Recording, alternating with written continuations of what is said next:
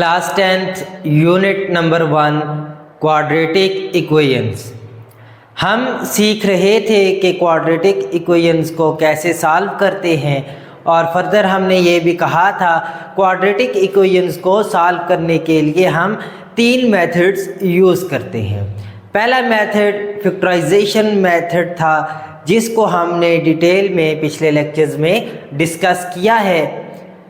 आज हम डिस्कस करेंगे कंप्लीटिंग स्क्वायर मेथड को कि कंप्लीटिंग स्क्वायर मेथड को इस्तेमाल करते हुए किसी भी क्वाड्रेटिक इक्वेशन को कैसे सॉल्व करते हैं। तो उसके लिए हम क्वाड्रेटिक इक्वेशन की जनरल फॉर्म लेके चलेंगे आज के लेक्चर में और उस पे कंप्लीटिंग स्क्वायर मेथड अप्लाई करेंगे, जिससे हमें ये मालूम होगा कि क्वाड्रेटिक इक्वेशन को सॉल्व करने के लिए कैसे कंप्लीटिंग स्क्वायर मेथड अप्लाई होता है। और उसी की मदद से हम आज के लेक्चर में जो है क्वाड्रेटिक फार्मूला भी प्रूफ कर लेंगे। कंप्लीटिंग स्क्वायर मेथड के लिए हम जनरल फॉर्म को लेके चलेंगे। जनरल फॉर्म होती है ax square plus bx plus c is equal to 0। ये जनरल फॉर्म है क्वाड्रेटिक इक्वेशन की। क्वाड्रेटिक इक्वेशन की जनरल फॉर्म में हमारे पास 3 तरह की टर्म्स मौजूद होती हैं। पहली टर्म जो होती है जहाँ पे वेरिएबल की पावर 2 होती है उसको हम क्वाड्रेटिक टर्म कहते हैं। दूसरी टर्म होती है लीनियर टर्म जहाँ पे वेरिएबल की पावर 1 होती है। और तीसरी हमारे पास होती है कांस्टेंट टर्म जहाँ पे वेरिएबल नहीं होता। जिस टर्म के साथ वेरिएबल नहीं होता उसको हम कांस्टेंट टर्म कहते हैं। अब हम कंप्लीटिंग स्क्वायर मेथड की तरफ बढ़ते हैं। तो कंप्लीटिंग स्क्वायर मेथड में हम 3 स्टेप फॉलो करते हैं। स्टेप 1 क्या है?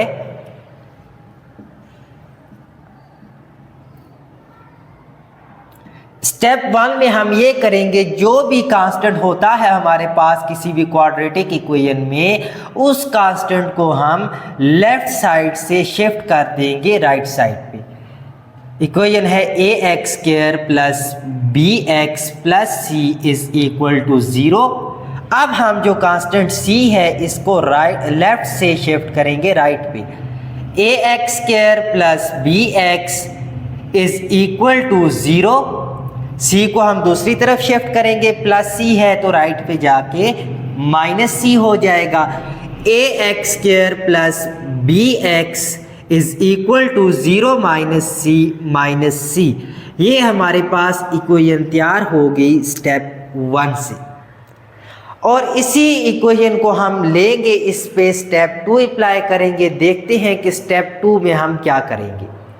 स्टेप 1 में हमेशा क्या करते हैं, किसी भी क्वाड्रेटिक इक्वेशन का जो कांस्टेंट गिवन होता है उस कांस्टेंट को हम लेफ्ट साइड से राइट साइड पे शिफ्ट करेंगे। स्टेप 2 क्या है? स्टेप 2 में हम देखेंगे क्वाड्रेटिक टर्म को। स्टेप 2 में जितना भी वर्क होगा हमारा वो किस पे होगा? क्वाड्रेटिक टर्म पे होगा। क्वाड्रेटिक टर्म में वेरिएबल का जो भी कोएफिशिएंट होगा उस कोएफिशिएंट को हमने 1 बनाना होगा। अगर 1 मौजूद है वहाँ पे क्वाड्रेटिक टर्म का कोएफिशिएंट तो वेल एंड गुड। अगर 1 नहीं है तो उसको हमने 1 बनाना होगा। जैसा कि यहाँ पे अगर हम देखें क्वाड्रेटिक टर्म हमारे पास है ax स्क्वायर और यहाँ वेरिएबल का जो कोएफिशिएंट है वो a है और a क्या है पर मालूम नहीं, अननोन है। 1 कह भी सकते हैं, नहीं भी कह सकते, लेकिन 1 अभी तक नहीं है तो इसको हमने 1 बनाना होगा। a मल्टीप्लाई हो रहा है तो a को कैंसिल करने के लिए हम मल्टीप्लाई के लिए क्या करेंगे? डिवाइड करेंगे। अगर x स्क्वायर के साथ कोई चीज़ डिवाइड में है उसको कैंसिल करने के लिए मल्टीप्लाई करेंगे। अगर वो मल्टीप्लाई में है तो हम डिवाइड का काम करेंगे। तो इस इक्वेशन को हम स्टेप 2 में लेके चलते हैं। इक्वेशन बनी है स्टेप 1 में ax square plus B X is equal to minus C. अब हमने क्वाड्रेटिक इक्वेशन जो है उसमें जो क्वाड्रेटिक टर्म है उस क्वाड्रेटिक टर्म का जो कोएफिशिएंट है उसको 1 बनाना होगा।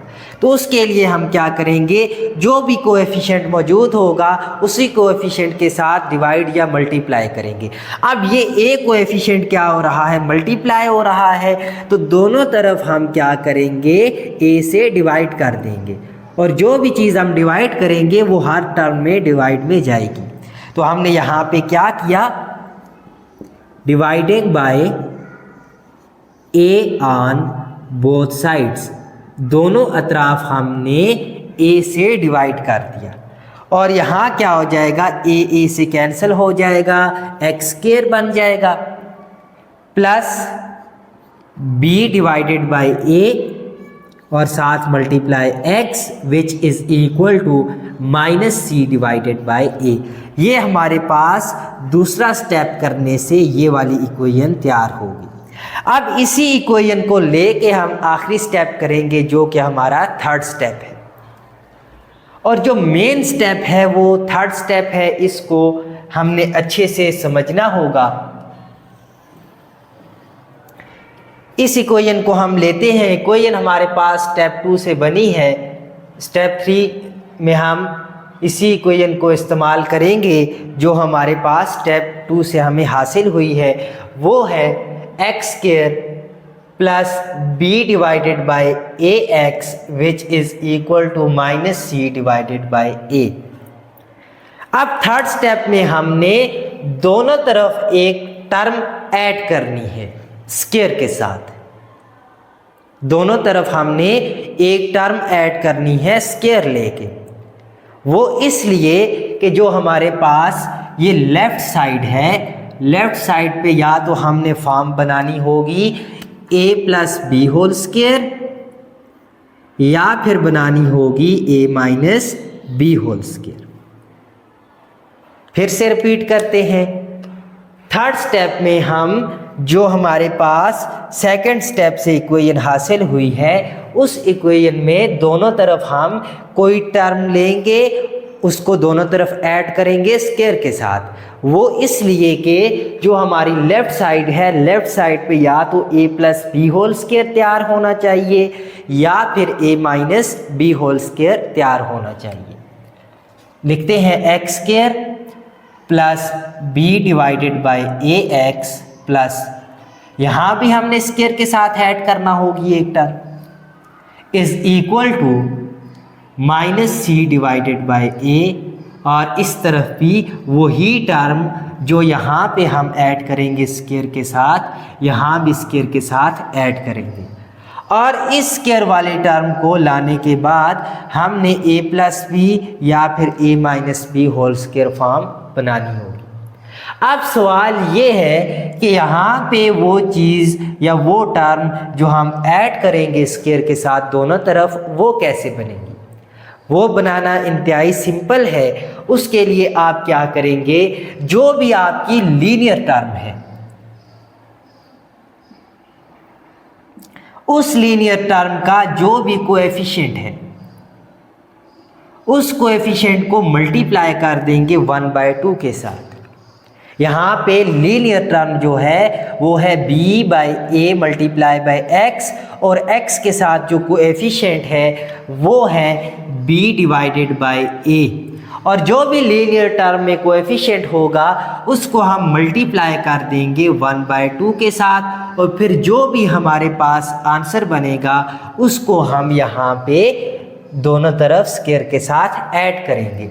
b multiply by 1 b1 is b और a मल्टीप्लाई बाई 2 2a, यानी कि b डिवाइडेड बाई 2a हमारे पास दोनों तरफ स्क्वायर के साथ ऐड हो जाएगा।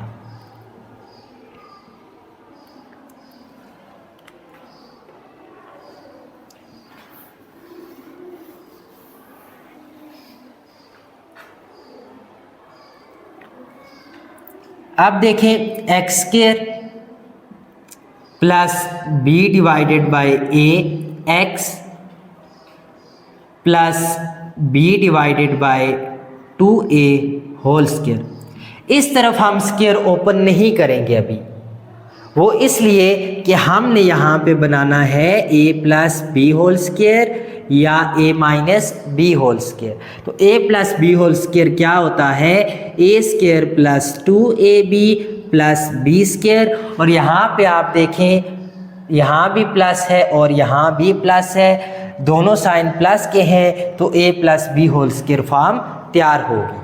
और यहाँ पे हमारे पास a स्क्वायर मौजूद है और यहाँ बी स्क्वायर मौजूद है। अब कमी एक चीज़ की है यहाँ पे, वो है 2ab की। अगले स्टेप में हम इसको भी बनाते हैं। और यहाँ पे है minus C divided by A plus, इसको ओपन करते हैं, B square divided by 2 square 4 A square. अब यहाँ एक्स स्क्वायर यानी कि A square plus 2 multiply by A multiply by B plus B square. और ए स्क्वायर में हमारे पास एक्स स्क्वायर है यानी ए पे मौजूद है एक्स, और बी स्क्वायर में जो हमारा बी है वो है बी बाय 2a। तो हमने लिखा A square plus 2 multiply by A multiply by B plus B square, और बी पे हमारे पास मौजूद है B divided by 2a, B square तो उसका square, which is equal to. अब हम एडजस्ट करते हैं इसको, 2a, ए पे हमारे पास x मौजूद है 2a मल्टीप्लाई बाय बी पे हमारे पास मौजूद है b divided by 2a, which is equal to. यहाँ पे हम LCM लेंगे, लेकिन LCM लेने से पहले हमें डिनोमिनेटर को सेम करना होगा। Minus C divided by A plus B square divided by 4a square. अब यहाँ डिनोमिनेटर a है और यहाँ डिनोमिनेटर 4a स्क्वायर है, तो डिनोमिनेटर सेम करने के लिए पहली चीज़ हमें a स्क्वायर बनाना होगा, a multiply by a square होता है, और फिर साथ में हमें चाहिए 4 मल्टीप्लाई में ले आएंगे 4, यानी a multiply by a square multiply by 4a square.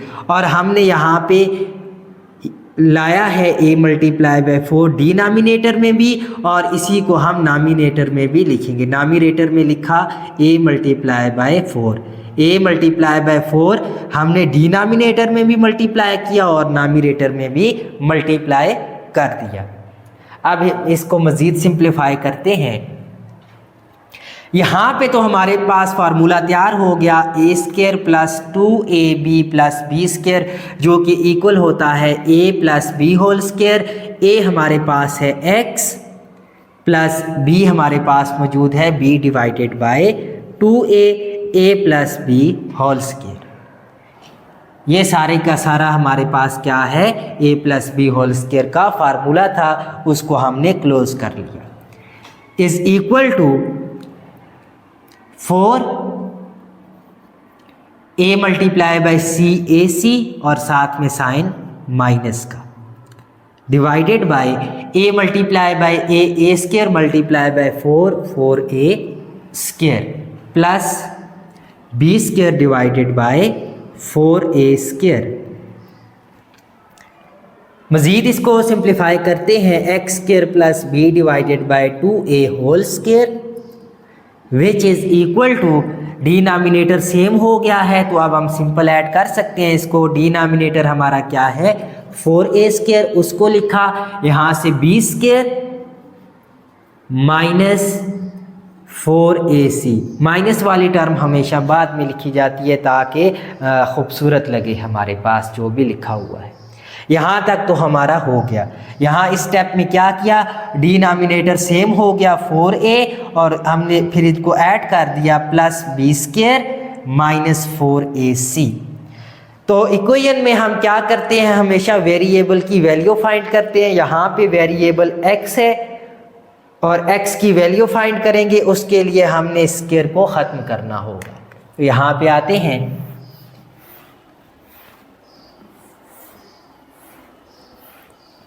Square को ख़त्म करने के लिए हम हमेशा रूट का सहारा लेते हैं।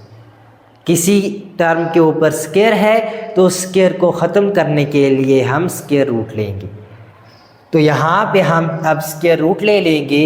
Square root x plus B divided by 2a whole square which is equal to, square root ले लेंगे, दूसरी तरफ हमारे पास है b square minus 4ac whole divided by 4a square.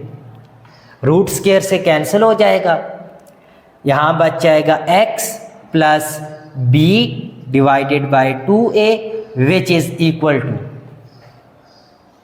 B square minus 4ac under the root divided by 4a square under the root. हमने एक law पढ़ा है, उसमें ये था a divided by b whole under the root हो, यानी दो चीज़ें डिवाइड हो रही हों एक ही रूट के नीचे तो उनको हम अलग अलग रूट के साथ ले सकते हैं। दो चीज़ें डिवाइड हो रही है एक रूट के अंदर तो उन दोनों का हम अलग अलग रूट ले सकते हैं, यानी under root a divided by square root of b। तो यहाँ भी वही है, b square minus 4ac divided by 4a square, एक ही स्क्वायर रूट के नीचे है तो हमने b स्क्वायर माइनस 4ac का स्क्वायर रूट अलग कर लिया और 4a स्क्वायर का स्क्वायर रूट अलग कर लिया। आगे चलते हैं। x plus b divided by 2a is equal to, यहाँ पे एक बात जहन में रखनी है, जब भी हम क्वाड्रेटिक इक्वेशन को सॉल्व कर रहे हैं और जब भी हम रूट लेंगे बोथ साइड पे तो जो हमारी राइट साइड होती है उसमें हमेशा हम प्लस माइनस का साइन भी लेंगे। जब हम रूट ले चुके होंगे रूट लेने के साथ दोनों तरफ प्लस माइनस का साइन भी लाएंगे। Plus minus b square minus 4ac whole divided by root 4 किसके इक्वल होता है 2 के, और यहाँ रूट स्क्वायर से कट जाएगा और बच जाएगा a, यानी कि अंडर रूट 4 किसके इक्वल होता है 2 के, और साथ क्या है a स्क्वायर के ऊपर रूट है, रूट स्क्वायर से कैंसिल होके a बच जाएगा 2a। 4a स्क्वायर का जब हमने रूट ओपन किया स्क्वायर रूट तो हमारे पास बन गया 2a। b square minus 4ac उसका रूट कैंसिल नहीं हो सकता। जब भी दो चीज़ें प्लस या माइनस हो रही हैं उनके ऊपर स्क्वायर रूट है या कोई भी रूट है क्यूब रूट है तो उसका रूट हम जो है कैंसिल नहीं कर सकते किसी सूरत में। आगे चलते हैं। वैल्यू हमने बनानी है x की, x इज़ इक्वल टू, अब ये जो x के साथ b बाई 2a है इसको हम शिफ्ट कर देंगे दूसरी तरफ, प्लस में है तो दूसरी साइड जाके minus b divided by 2a बन जाएगा। प्लस में था b बाई 2a, इसको हमने लेफ्ट से राइट पे जब शिफ्ट किया तो प्लस से किस में चेंज हो गया minus b divided by 2a plus minus b square minus 4ac square root divided by 2a। Denominator दोनों का सेम है, सिंप्लीफाई करते हैं। डिनोमिनेटर क्या है 2a और इनको हम ऐड कर देंगे minus b plus minus b square minus 4ac under the root x। ये हमारे पास क्या है क्वाड्रेटिक फार्मूला। क्वाड्रेटिक फार्मूला क्या होता है x is equal to minus b plus minus b square minus 4ac under the root whole divided by 2a। आज के लेक्चर में हमने कंप्लीटिंग स्क्वायर मेथड को क्वाड्रेटिक इक्वेशन पे अप्लाई करना सीखा और हम जनरल फॉर्म लेके चले थे। जनरल फॉर्म को हमने यही एज्यूम किया था कि ये कोई भी क्वाड्रेटिक इक्वेशन है और जनरल फॉर्म को हम लेके चले। कंप्लीटिंग स्क्वायर मेथड अप्लाई करते हुए हमने क्वाड्रेटिक फार्मूला भी प्रूव कर लिया। आज के लिए इतना ही। इंशाल्लाह नेक्स्ट लेक्चर में हम कंप्लीटिंग स्क्वायर मेथड को अप्लाई करेंगे एक्सरसाइज के क्वेश्चंस पर।